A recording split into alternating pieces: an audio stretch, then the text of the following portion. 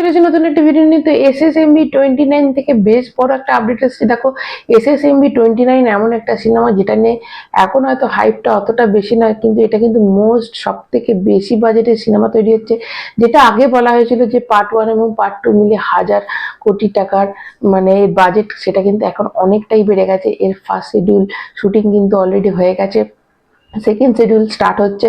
তো তোমাদের বলেছিলাম যে একটু শিফটিংটা এগিয়ে যাওয়ার পর আগে এসএস রাজামৌলি কি করতো, যে যখন মহড়া হতো তখনই কিন্তু প্রেস কনফারেন্স ডাকতো। এবারে কিন্তু সেটা করছে না, খুব গোপনীয়তার সাথে ফার্স্ট শিডিউল শুটিং হয়ে গেছে। এবার একটা প্রেস কনফারেন্স ডাকবে, যেটাতে হয়তো সিনেমাটার নামটা রিভিল করা হবে, পোস্টার রিভিল করা হবে। তো এখন তোমরা যেগুলো দেখছো সেটা কিন্তু পুরোপুরি ফ্যান মেড। তো এবার এর যে খবরটা এসেছে যে এখানে পৃথ্বীরাজ সুকুমারন যে অভিনয় করার কথা ছিল, তো আগে বলা ছিল না, একটা রিউমার, কিন্তু এখন যেটা একদম অফিসিয়ালি খবর এসে গেছে পৃথ্বীরাজ সুকুমারন এতে কিন্তু অ্যাজ এ ভিলেন হিসেবে থাকছে। তাহলে কোথাও একটা মনে হচ্ছে যে সালার কিন্তু অনেকটাই পেছিয়ে গেল। দেখো, এখানে এই সিনেমাটার ফার্স্ট পার্ট আসবে 2027 সালে এবং সেকেন্ড পার্ট আসবে 2029-এ। যদিও ফার্স্ট পার্ট এবং সেকেন্ড পার্ট একসাথে এটা শুটিং করবে, কিন্তু সবটাই তো একবারে করবে না। ধরো কিছু কিছু ওরা করে রাখবে, যেগুলো যারা শুটিং সেগুলো এগিয়ে রাখবে। তারপরে তারপর সেকেন্ড পার্টটা আবার হবে 2027, তো ফার্স্ট পার্টটা আসছে। কিন্তু এরম নয় যে শুধু ফার্স্ট পার্টটারই শুটিং হচ্ছে, এরম ফার্স্ট পার্ট এবং সেকেন্ড পার্ট মিলিয়ে কিন্তু শুটিংটা হবে এরকমই। এবং মেজর শুটিং কিন্তু বাকি আছে, এখন ফরেন লোকেশনে যাবে। এবং আমাদের দেখো মুম্বাইয়ের অবশ্যই আছে, প্রিয়াঙ্কা চোপড়া রয়েছে। এবং যেটা শোনা যাচ্ছিল আগে, যেটা শোনা যাচ্ছিল যে কোনো ফরেনার কোনো কেউ ভিলেন থাকবে, তো সেটা পৃথ্বীরাজ সুকুমারন থাকবে। তো পৃথ্বীরাজ সুকুমারন যদি থাকে তাহলে সালার কিন্তু এখন আসছে না। এটা শুনে মনটা একটু খারাপ হয়ে গেল যে সালার এখন দেখো শুটিং করতে এখন অনেকটাই টাইম লাগে। ফার্স্ট পার্ট সেকেন্ড পার্ট করবে সালার 2028-এও মনে হয় না আসবে, 2029-30 হয়ে যাবে সালার। তো যেটা এই শিডিউলটা থেকে মনে হচ্ছে। আবার ফার্দার যদি মানে কোনো আপডেট আসে অবশ্যই তোমাদের কাছে বলবো। কিন্তু যেটা হচ্ছে দেখো, এটা যেটা এই যে মানে TRRR এর সাথে যেটা হয়েছে, সেটা মনে হচ্ছে যে সেটা যেন এই SSMB29 এর সাথে না হয়। তো TRRR এর নেট কালেকশন হয়েছিল 200 কোটি টাকা। দেখো, এটা ঠিকই যে অবশ্যই আমাদের হিন্দি বেল্টে NTR কে চিনতো, সব থেকে বেশি চিনতো হচ্ছে SS রাজামৌলিকে।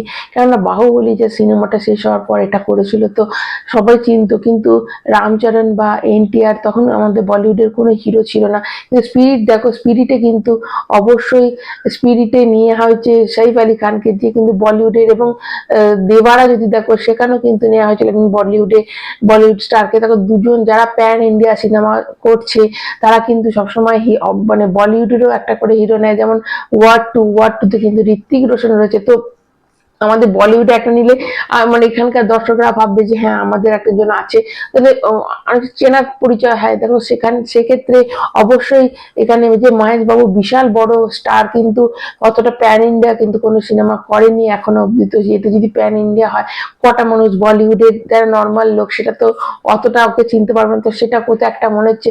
দেখো, যদি TRRR 500 কোটি এর নেট কালেকশন হতো, তাহলে সিনেমাটা আজকে লাইফ টাইম যে কালেকশন হতো 1500 কোটি প্লাস হয়ে যেত। তো সেখানে একটু মার খেয়ে গেছে।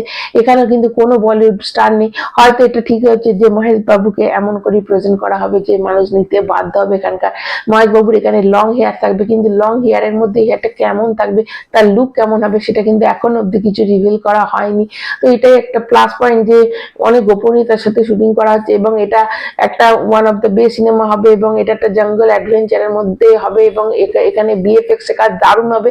এবং পৃথ্বীরাজ সুকুমারন যে এখানে মানে ঢুকে গেছে, তো সেটা তো অ্যাজ এ ভিলেন হিসেবে, তো সেটাও একটা প্লাস পয়েন্ট। এবার দেখো, পৃথ্বীরাজ সুকুমারন মানে এখন সালার সিনেমাটা, অবশ্যই সালার সিনেমা এখন শুধু ও দক্ষিণ ভারতের সিনেমা, সালার সিনেমা এখন তোমরা তাহলে সালার সিনেমাটা এতটাই হিট করেছে, যেটা নেট মানে যেটা হটস্টারে ট্রেন্ডিং এ চলছে, এখন অব্দি ট্রেন্ডিং এ চলছে। পৃথ্বীরাজ সুকুমারন অনেকেই কিন্তু এখন চিনে গেছে।